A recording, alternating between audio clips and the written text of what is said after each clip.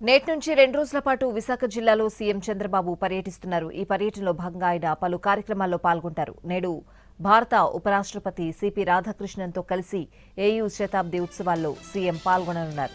సాయంత్రం పోర్ట్ అతిథి గృహానికి వెళ్లి విశ్రాంతి తీసుకుని రాత్రి 7:30కు నోవెటెల్ హోటల్కు వెళ్తారు. గూగుల్ ప్రతినిధులకు రాష్ట్ర ప్రభుత్వం ఇచ్చే విందులో ముఖ్యమంత్రి పాల్గొంటారు. అనంతరం 8:30కు పోర్ట్ అతిథి గృహానికి చేరుకుని బస చేస్తారు. రేపు గూగుల్ డేటా సెంటర్ శంకుస్థాపన కార్యక్రమంలో సీఎం చంద్రబాబు పాల్గొననున్నారు.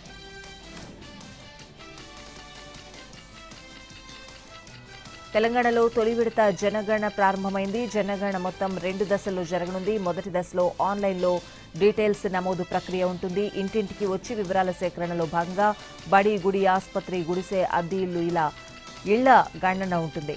రెండో దశలో వ్యక్తిగత సమాచారం సేకరిస్తారు. మే 9 వరకు సెల్ఫ్ ఎన్యూమరేషన్ ఉంటుంది. ఆ తర్వాత మే 11 నుంచి జూన్ 9 వరకు ఎన్యూమరేటర్లు ఇంటింటికి వచ్చి వివరాలు సేకరిస్తారు. తుది దశలో ఫిబ్రవరి 9, 2027 నుంచి ఫిబ్రవరి 28, 2027 వరకు జనగణన జరగనుంది. వివరాలు చెప్పేటప్పుడు ఎలాంటి డాక్యుమెంట్ ఆధారాలు చూపించాల్సిన అవసరం లేదు.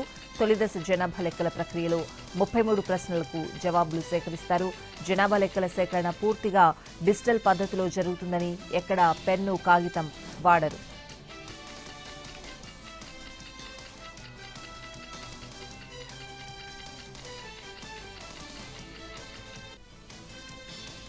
ఎన్నికలొస్తే ప్రజలు ఎలా స్పందిస్తారో సీఎం రేవంత్, ఉత్తమ్ కుమార్ రెడ్డికి తెలుసన్నారు కేటీఆర్. అందుకే బీఆర్ఎస్ పై రకరకాల కుట్రలు చేస్తున్నారని ఆయన ఫైర్ అయ్యారు. వచ్చే ఎన్నికలు కేసీఆర్ ను సీఎం చేసే ఎన్నికలని కామెంట్ చేశారు. ఇప్పటికే సీఎం రేవంత్ ను ఎవరూ గుర్తుపట్టడం లేదని కేటీఆర్ ఎద్దేవా చేశారు. రిబ్బన్ కటింగ్ కు వెళ్లిన రేవంత్ రెడ్డిని యాంకర్లు కూడా గుర్తుపట్టడం లేదన్నారు. ముఖ్యమంత్రి అని శ్రీధర్ బాబును సంబోధిస్తున్నారని గుర్తు చేశారు.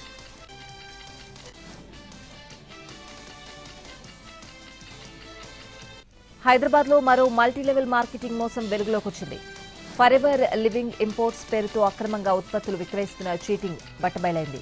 యూపీ కేంద్రంగా పలు రాష్ట్రాల్లో ఈ సంస్థ కార్యకలాపాలు నిర్వహిస్తున్నట్లు గుర్తించారు. మీరు ఉత్పత్తులు కొనడంతో పాటు మరికొందరిని సంస్థలు చేర్పిస్తే భారీగా కమిషన్లు ఇస్తామని నమ్మించారు. తప్పుడు ప్రకటనలతో వేలాది మందిని చేర్పించుకున్నారు. సుమారు 600 కోట్ల లావాదేవీలు జరిగినట్లు డిపాజిట్ పోలీసులు గుర్తించారు. సంస్థలో మేనేజర్గా పనిచేస్తున్న హర్యానా గురుగ్రామ్కు చెందిన హరీష్ కుమార్ సింగ్లాను పోలీసులు అరెస్ట్ చేశారు. బాధితుల ఫిర్యాదు మేరకు సంస్థపై కేసు నమోదు చేసి దర్యాప్తు చేపట్టారు.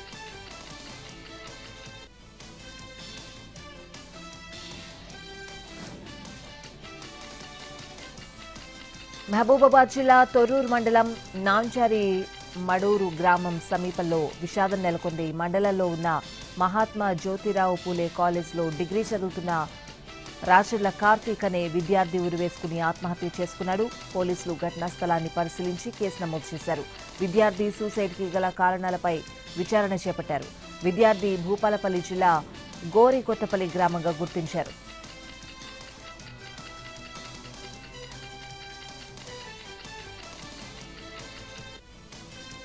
పెట్రోల్, డీజిల్ విక్రయాల్లో డిమాండ్కి తగినట్లుగా సప్లై ఉండేలా చూడాలన్నారు సీఎం చంద్రబాబు. రాష్ట్రంలో సాధారణ పరిస్థితులు నెలకొనేలా చర్యలు తీసుకోవాలని అధికారులు, ఆయిల్ కంపెనీల ప్రతినిధులను ఆదేశించారు. క్యాంపు కార్యాలయం నుంచి టెలికాన్ఫరెన్స్లో మాట్లాడిన సీఎం రాష్ట్రంలో పెట్రోల్, డీజిల్ కొరత తలెత్తడానికి గల కారణాలు అడిగి తెలుసుకున్నారు. రిటైల్ అవుట్లెట్ల దగ్గర వాణిజ్య వినియోగదారులు కొనుగోలు జరపడం వల్లే ఈ పరిస్థితి తలెత్తిందని అధికారులు సీఎం చంద్రబాబుకు వివరించారు. సమస్య చక్కదిద్దేందుకు ట్రాన్స్పోర్ట్ కంట్రోల్ రూమ్ ఏర్పాటు చేస్తున్నట్లు ప్రకటించారు సీఎం.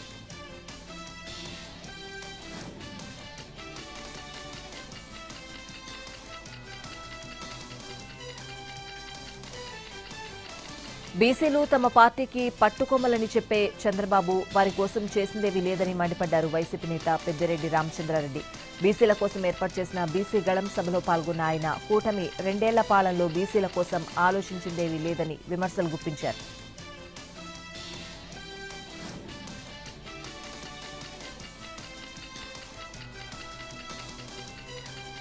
హైవే మెయింటెనెన్స్ వాహనాన్ని ప్రైవేట్ ట్రావెల్స్ బస్ ఢీకొన్న ఘటనలో 10 మంది గాయపడ్డారు. కాకినాడ జిల్లా గొల్లప్రోలు మండలం చెందుర్తి వద్ద ఈ ప్రమాదం జరిగింది. ఏఎస్ఆర్ ట్రావెల్స్ కు చెందిన బస్సు విశాఖ నుంచి హైదరాబాద్కు వెళ్తూ ఉండగా ఈ ప్రమాదం జరిగింది. ఆ సమయంలో బస్సులో 40 మంది ప్రయాణికులున్నారు. గాయపడ్డ వాళ్లను చికిత్స కోసం ప్రతిపాడు ప్రభుత్వ ఆసుపత్రికి తరలించారు. మితిమీరిన వేగం కారణంగానే ప్రమాదం జరిగినట్టు ప్రాథమికంగా నిర్ధారించారు పోలీసులు.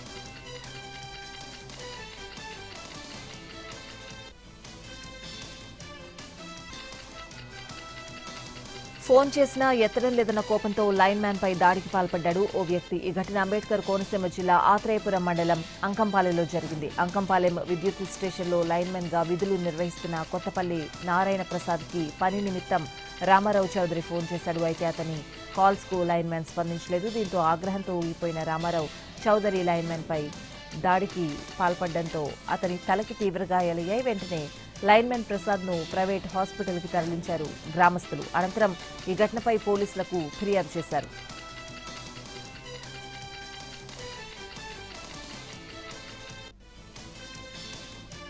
పోలవరం జిల్లాలోని రంపచోడవరం మండలం ఉట్ల అటవీ ప్రాంతంలో పెద్ద పులి కదలికలు కలకలం రేపుతోంది. గత 2 రోజులుగా అడవికి ఆనుకుని ఉన్న గ్రామాల పరిసరాల్లో పులి సంచారం నమోదైంది.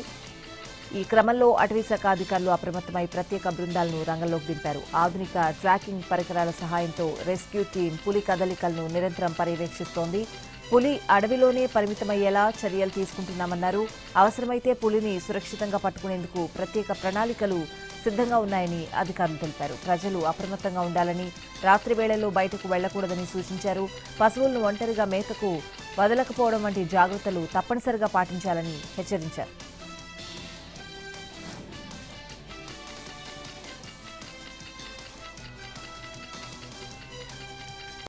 అస్సాం సీఎం హిమంత బిశ్వశర్మ భార్యపై వ్యాఖ్యల కేసులో కాంగ్రెస్ నేత పవన్ ఖేరా సుప్రీంకోర్టును ఆశ్రయించారు.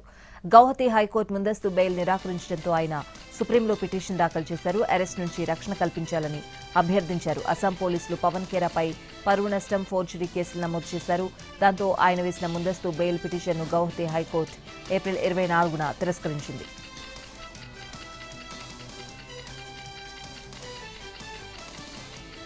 మహిళా రిజర్వేషన్ బిల్లును ప్రతిపక్షాలు వ్యతిరేకించడంపై బీజేపీ చేపట్టిన నిరసన కార్యక్రమంలో అపశృతి చోటు చేసుకుంది. యూపీ బెహాచ్లోని రాహుల్, అఖిలేష్ యాదవ్ దిష్టిబొమ్మలను దహనం చేశారు.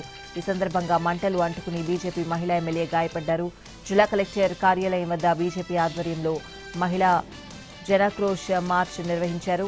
దిష్టిబొమ్మలకు నిప్పంటిస్తూ ఉండగా బీజేపీ మహిళా ఎమ్మెల్యే అనుపమ జైష్వాల్ ముఖానికి మంటలంటుకున్నాయి.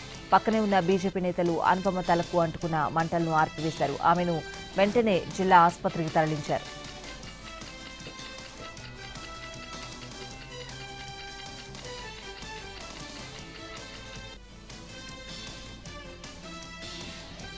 నాసిక్ టీసీఎస్లో లైంగిక వేధింపుల కేసు విచారణకు సంబంధించి ఇబ్బందులు ఎదురవుతున్నాయి.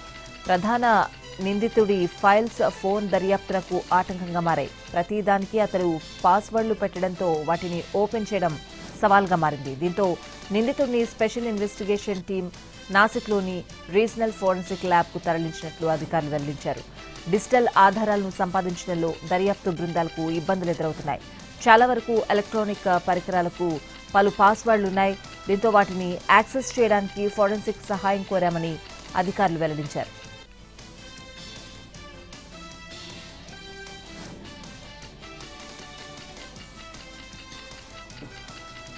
బెంగాల్లో బీజేపీని గెలిపించడం మోడీ, అమిత్ షాకు కష్టసాధ్యంగా మారిందని, అందుకే ఓటర్ లిస్టులో అవకతవకలకు పాల్పడ్డారని కేజ్రీవాల్ ఆరోపించారు.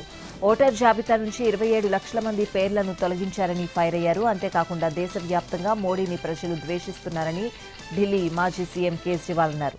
12 ఏళ్లలో అన్ని రంగాలను నాశనం చేశారని మండిపడ్డారు. ట్రంప్ పేరంటే మోడీ వణికిపోతారని విమర్శించారు.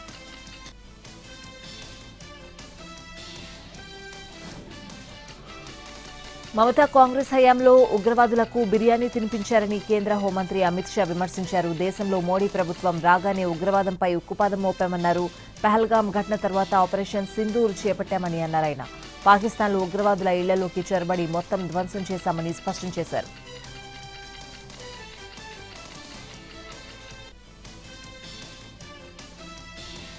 ప్రముఖ pop singer, global icon Rihana ముంబైలోని అంబానీ నివాసంలో సందడి చేశారు. అంబానీ కుటుంబ సభ్యులు ఆమెకు ప్రత్యేక ఆతిథ్యం ఇచ్చి విందు ఏర్పాటు చేశారు. వారితో కలిసి రిహానా భోజనం చేస్తూ సరదాగా ముచ్చటించారు. ఈ సందర్భంగా భారతీయ కళా సంస్కృతి నృత్య రూపాల గురించి రిహానా ఆసక్తిగా తెలుసుకున్నారు. రిలయన్స్ రిటైల్ సంస్థ తమ బ్రాండ్ ఫెంటీ బ్యూటీ వేడుకల కోసం రిహానాను భారత్కు తీసుకొచ్చింది. ఈ బిజినెస్ టూర్లో భాగంగానే ఆమె అంబానీ కుటుంబాన్ని మర్యాదపూర్వకంగా కలిసినట్లు తెలుస్తోంది.